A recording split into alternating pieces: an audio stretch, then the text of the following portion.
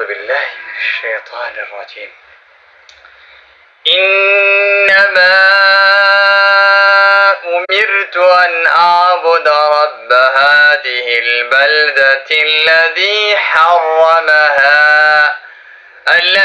حرمها وله كل شيء، وأمرت أن أكون من المسلمين وأن أتلو القرآن، فمن اهتدى فإنما يهتدي لنفسه، ومن ضل فقل إنما أنا من المنذرين،